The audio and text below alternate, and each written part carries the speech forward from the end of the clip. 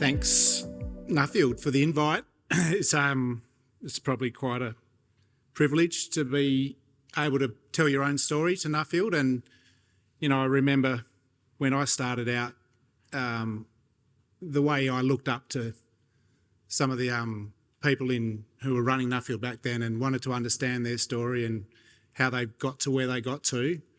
That curiosity and that, that desire to emulate them is a real thing. So hopefully for some of you, our story will be of interest, and some of the things I've learnt on the way might be of value to some people. And that's the beauty about Nuffield. You start being mentored and you end up mentoring. It's a great organisation for sharing.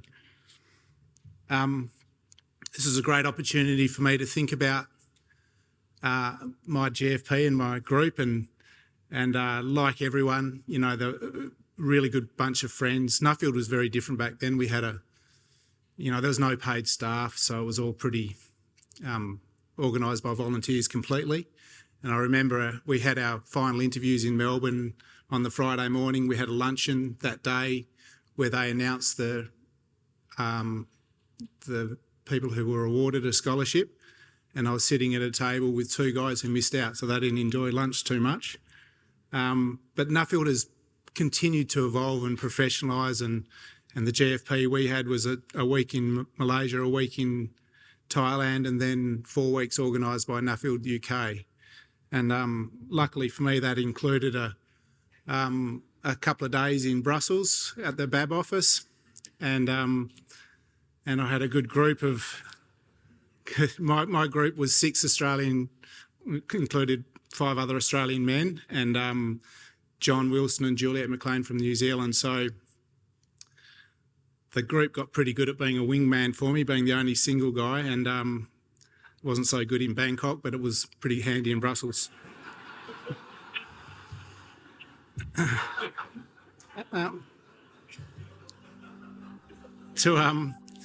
I've got a bit of a video that we got done a couple of years ago, and Matt and Honey, who are here recording, helped us put it together. And it just sort of, for those of you who haven't been to Esperance, just to get a bit of a picture of what the farm looks like. Our family started in Esperance in 1969. Dad got a CP block. He got conscripted and went to Skyville for officers training, and then served in Vietnam in 68. And he was applying for CP blocks even before he got back from Vietnam. And luckily, Dad's godfather was farming back hunting up at Esperance, so he sort of had a good idea of the capacity of the area and had an interest of where he wanted to go, because there were CP blocks for grabs over a lot of southern WA at that stage. And it was just bush. There wasn't even gravel on the road when they started. So I think my dad is very proud of where we've got to as a family and as a business over the times. But I'll just let this video play. But it started from not much as a family, and even when I was doing my Nuffield, we were farming just under 6,000 hectares of total land and cropping about 3,000 hectares. So back then it had enough scale to expand, and I think I was having a conversation with one of the Shire president at Esperance the other day, and the hardest thing you can do farming is buying the second block, and your foot sort of have to double in size to go from 1 block to 2 blocks. As soon as you get to the 3rd block, then life gets a bit easier, because you can always sell one if you get into trouble. And that's, you got to start the process somewhere. And Dad was, he worked hard, and sheep was the business really. It was a wool farm, and when I was at Mures with Dave, I think our biggest crop was 1,000 tonnes of barley. It just wasn't, cropping just wasn't the focus on the coast. And I think Rob said at the when he was saying a few kind words about me the other night, growing crops on the high rainfall area of Esperance was not the normal thing. It was considered to be livestock country, and so our focus has always been on getting new ideas at work and putting them into practice as quickly as you can, probably hopefully quicker than all your neighbours, so you can capitalise on that and buy more land. That's maybe the underlying principle. And so some of the keys for discussion around Nuffield is always about generating enough return on your assets to keep growing, and that's, that earning the right to grow is something that's driven me and has been quite achievable for the last 20 years. I just don't know if it's as easily sustained and in this high land price environment that many of us are in. But it was a bit unfair of Belly to be criticising all the Esperance farmers yesterday, because he lives in the most expensive part of Western Australia. So Chilwell today is 50,000 arable hectares at the moment. We have some real diversity in rainfall. You can see at the coast at the bottom end of the farms are about 650 mil rainfall. At the top end it's 425. We've got a range of soil types, from some quite heavy clays along the coast, running into deeper sand plain in the middle, and then back up into some sort of mallee loams at the top end. It gives us great flexibility. To the west, the purple blocks are all ex-blue gum plantations, so there's probably another 5,000 hectares that we've got to bring in out of blue gums over the next probably 5 years. We have a cropping program where we're cropping now 37,000 hectares, about half canola, half wheat. We don't use contractors much. We use contractors aerial spraying and a bit of road freight for grain, but we have a big fleet of machinery that we do all the operations with ourselves. We're running sheep and cattle, so we've got about 30,000 Merino ewes. We run a feedlot to finish lambs, so we're finishing about 20,000 lambs per year for largely for Woolworths and Coles. We have a couple of thousand Angus cows, and we grow out the steers and heifers off grass, again for Woolworths. We graze crops where we need to. Very focused on improving the pastures, both for animal performance and to maximise the potential in the cropping rotation through fixing nitrogen. So probably 20% of our pastures are reseeded to legumes and ryegrass, depending on where they sit in the landscape and soil type. Very focused on productivity gains. And, we heard yesterday from Gauss, improving our poor soils in Western Australia is where the real effort has been probably for the last decade, if not more. For us, having good rotations and using pasture legumes as our driver for the cropping phase, using spray topping to prevent grass from setting seed. That's a key part, but deep ripping has also been a fundamental game changer for us, getting rid of compaction, applying lime, applying gypsum. It's all led to a big increase in our yield potential and our resilience in wetter years. And our 5-year wheat average has lifted by a tonne to the hectare since we started extensively deep ripping, but it has come with added crop inputs as well. You just don't get a free kick forever. Like, it has to be followed through with more nitrogen and fungicides and all the rest. We have a few distractions. So we have a lime source on farm, and we crush and screen lime that was an ancient reef. It's good quality product. We probably use between 10 and 20,000 tonnes ourselves, depending on the season, and sell a similar amount to local neighbours. The blue gums is interesting. We sort of have probably taken on about 12,000 hectares that we've had to renovate back into farmland after the trees are harvested.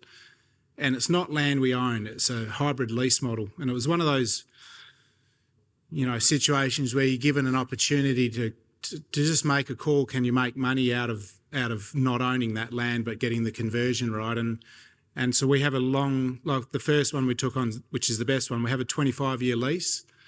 You know, the lease cost is calculated to offset the expense we have up front to do the conversion. They're both very good farms. Like, they would have been two of the very best farms to go under blue gums in the area. So I think long term it has a good fit.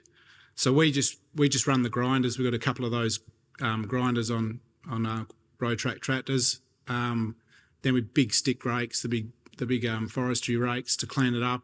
A couple of Estonian lads to pick up all the bits we miss, and then level it off with offset discs and get it sown into either pasture or crop. It's it's not an easy process. We've also then got to re-fence it. So interestingly, we have an order in for 500 of the Gallagher Shepherd collars to go with virtual fencing, because we're trying to maximise productivity but minimise that capital expense that we'd have to bear going in with an intensive fencing system under those ex-blue gum farms. So over time, we've had a pretty good ride. Like, it's a lot of it's driven from taking on long-term leases. And one thing I think is really important with leasing land for us, it's important you've got to make money out of it. You can't afford to lose money leasing, and getting the model right has been really important. So when I first got back from Nuffield, just as we were getting married, we tried to buy 6,000 hectares in partnership with a neighbour next door, which would have doubled the size of the farm. So we weren't trying to buy it all, but it was a big chunk of it. And anyway, we were getting married. We were sending faxes off, trying to up the offer every 10 minutes, and had to go to church, and we missed out. And we ended up leasing that farm on a 20-year contract with all the rent reviews set, and that was land pretty quickly doubled. So there's no doubt we would have been better off buying that in our net worth, but the long-term lease of a good farm has generated lots of profits for us to keep expanding and buying other farms. So I think the model's sound. I think right now we're probably too highly balanced with too much lease relative to what we own, but it's just circumstance and opportunity. And, what's in our favour is we've got a spread of different landlords, and we've got tenure. We've got, 25-year leases, 15-year leases, 10-year leases. So, there's no, you've got to have certainty in those leases to justify the expenses you need to put in, the capital you need to put into the machinery fleet to make it all happen. So it's a really good way of leveraging your capacity to generate operating profits and then leverage up your business by buying. But, it's a little bit out of your control of when timing happens and when opportunities arrive and what's for sale versus what might be for lease. But don't discount it as having a really good fit. But underlying all that continual quest to justify the right to grow is about continuous improvement in your productivity. And, our wheat average is a key indicator. Like, coming back from Nuffield, we used to average 3 tonnes a hectare. Now we're at 4.5. That's got to continue. And I'm as excited as ever that there's potential for that, absolute potential. And things like what Rob Bell's doing with the tile drainage has an absolute fit now that we have these higher land values. It makes economic sense to pursue that as a model. We've got all these assets, all this machinery and livestock and land, but for me now the most valuable asset we have is my good people. And managing people, getting the culture right, getting the structure right is absolutely the number one thing I do every day. And I think you have to have a mindset to continuously improve the culture in your workplace. And that's all encompassing. That's the houses they live in, the way their families interact in the community, the kids going to school, getting the school buses, everything's got to be right to keep good people. And ideally you want to be employing people who are way smarter than you are. And when that's been a transition for me, having the confidence to go and employ people that are at that level. And when you do that, life gets really easy to manage. The whole package for me is hard work when you're battling with the wrong personality types or poor culture in the workplace or people who are letting you down. So if you get that right, life is easy. And we now have a team where we'd be peaking up to 60 or 70 people.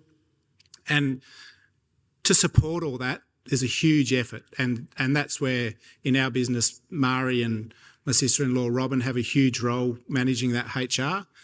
And we're really well supported professionally. You know, Danielle from Process Works has had a big role in helping us structure our employment properly and our work health and safety and making sure we do that right.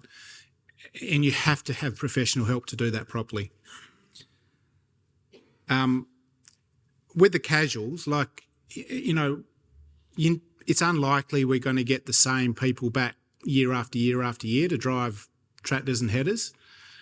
But if you have good people and they have a great experience, it self-refills. Like, we get way more people ringing up or emailing looking for work than we could ever employ. And it's just now you just pick through the list and try and pick the best ones that are coming through.